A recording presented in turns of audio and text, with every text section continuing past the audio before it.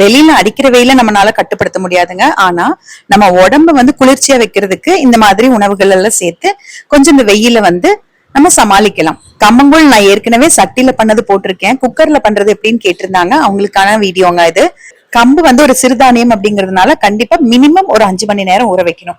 நான் காலையில ஊற வச்சுட்டு போயிட்டேன். சாயங்காலமா வந்து நல்லா 4-5 தடவை கழுவி தண்ணியை கீழே ஊத்திட்டு நல்லா தண்ணி வடிச்சிட்டு மிக்சி ஜார்ல போடணும். ஈரம் இருந்தா பரவாயில்ல, ஆனா தண்ணி இருக்க வேண்டாம். நல்லா வடிச்சிட்டு மிக்சியில போட்டுக்கோங்க. மிக்சியில வந்து நல்லா ரவையை விட ஃபைனா கொஞ்சம் பொடிச்சுக்கோங்க. ஆனா இதே மாவுல செஞ்சா வந்து இதோட ருசி வர்றது கிடையாதுங்க. நான் 1 டம்ளர் கம்பு தாங்க ஊற வச்சேன். இப்ப அதுல 4 டம்ளர் தண்ணி ஊத்தி குக்கர்ல கொதிச்சிட்டு இருக்கு. எப்பவுமே தண்ணி கொதிச்சதுக்கு அப்புறம் தான் அந்த கம்பு பொடிச்சதை உள்ள போடணும். உள்ள போட்டுட்டு ஒரு விஸ்க் வச்சு நல்லா கலந்து விடுங்க. கம்பு உள்ள போட்டதுமே அந்த கொதிக்கிறத அடங்கும். தண்ணி கொதிச்சதுமே நான் கம்பு உள்ள போடும் போதே அடுப்பு சிம் பண்ணிட்டாங்க. இப்ப வரைக்குமே அடுப்பு சிம்ல தான் இருக்கு. ஒரு கொதி வந்ததுமே நம்ம குக்கர் மூடி வைக்கிறோம். குக்கர் மூடி வச்ச உடனே மேல ஆவி வந்துரும்.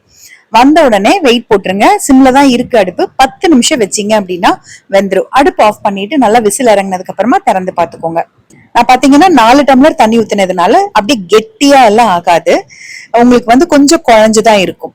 அப்படியே ஒரு கரண்டி வச்சு நல்லா கலந்து விட்டுக்கோங்க. கீழே போய் கொஞ்சம் செட்டில் ஆயிருக்கும். நான் காலையில ஊற வச்சுட்டு சாயங்காலமா பண்ணேன், வேக வச்சேன். அப்படியே குக்கரை விட்டுட்டேன். இப்ப நைட்டு நான் படுக்க போகும்போதுதான் எடுத்து நல்லா கலந்து விட்டுட்டு தண்ணி ஊத்தி வைக்கிறேன். அந்த தண்ணி ஊத்தி கொஞ்சம் புளிச்சாதான் காலையில நல்லா இருக்கும், உடம்புக்கு நல்லா குளிர்ச்சியும் கூட. அதனால தண்ணி ஊத்தி வைக்கிறேங்க. அதாவது நம்ம கம்போட அளவுல இருந்து மேல 1 இன்ச்சு அளவுக்கு அதிகமா இருக்கிற மாதிரி ஊத்தி வச்சுக்கோங்க. நான் சாயங்காலமா பண்ணதுனால நைட்டு சூடு ஆறிடுச்சு, அதனால தண்ணி ஊத்திட்டேன். நீங்க சப்போஸ் நைட்டு தான் கிளறீங்க அப்படின்னா அப்படியே வச்சிருங்க, ஒன்னும் ஆகாது. காலையில நீங்க அப்படியே கரைச்சிக்கலாம். தண்ணி ஊத்தி வைக்க வேண்டாம். சூடா இருக்கும்போது தண்ணி ஊத்த வேண்டாம். இப்ப அடுத்த நாள் காலையில எடுத்துட்டு அந்த தண்ணி ஒரு கப்ல வடிச்சு வச்சுக்கிறேன். ஆக்சுவலா இந்த தண்ணி வந்து ரொம்ப நல்லதுங்க, இதை சேர்த்திக்கணும். அதனால அந்த தண்ணியை ஒரு பக்கம் வடிச்சு வச்சுட்டு நல்லா கரைச்சி எடுத்துக்கோங்க. சின்ன சின்ன கட்டிகள் இருக்கும், அதெல்லாம் இல்லாம நல்லா கரைச்சி எடுத்துக்கோங்க. இப்போ நம்ம அந்த ஊற வச்சிருந்த தண்ணியையும் உள்ள ஊத்திக்கலாம். அதுக்கப்புறமா ஒரு 1/2 ஸ்பூன் அளவுக்கு பொடி உப்பு நான் சேர்க்கிறேன். 3 கரண்டி அளவுக்கு கெட்டி தயிர் சேர்க்கிறேன். உங்ககிட்ட மோர் இருந்ததுனாலும் நீங்க சேர்த்துக்கலாம். நான் எப்பவுமே நிறைய எல்லாம் செஞ்சு வைக்க மாட்டேங்க, அளவா தான் செஞ்சுக்குவேன். அளவு கம்பு போட்டு செஞ்சது 3 பேருக்கு அளவா இருக்குங்க. நல்லா விஸ்க் வச்சு கலந்து விட்டுட்டு நல்லா ஒரு கைப்பிடி அளவுக்கு சின்ன வெங்காயம் பொடியா வெட்டி சேர்த்துக்கலாம். கொஞ்சம் கொத்தமல்லி தலையும் சேர்த்துக்கலாம். உங்ககிட்ட வெள்ளரிக்காய் எது இருந்தாலும் சேர்த்துக்கோங்க, மாங்காய் கூட சேர்த்துக்கலாம். நல்லா கலந்து விட்டுக்கோங்க. உங்களுக்கு பச்சை மிளகாய் பிடிக்கும்னா பச்சை மிளகாய் வெட்டி சேர்த்துக்கோங்க.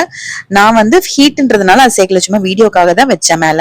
உங்களுக்கு வேணும்னா ஒரே ஒரு பச்சை மிளகாய் குட்டி குட்டியா கட் பண்ணி உள்ள போட்டுக்கோங்க. நல்லா ஊறினதுக்கு அப்புறம் அதை கடிச்சு சாப்பிடறதுக்கும் நல்லா தாங்க இருக்கும். ஊறுகாய் எதுவுமே நாங்க தொட்டுக்கிறது இல்ல, இப்படியே குடிக்கிறதுக்கு நல்லா இருக்குங்க. ஏன்னா வெங்காயம் இருக்கு இல்லையா, நிறைய வெங்காயம் போட்டதுனால அந்த சுவையே ரொம்ப நல்லா இருக்கும். வாரத்துல 3 நாள் சாப்பிடலாங்க.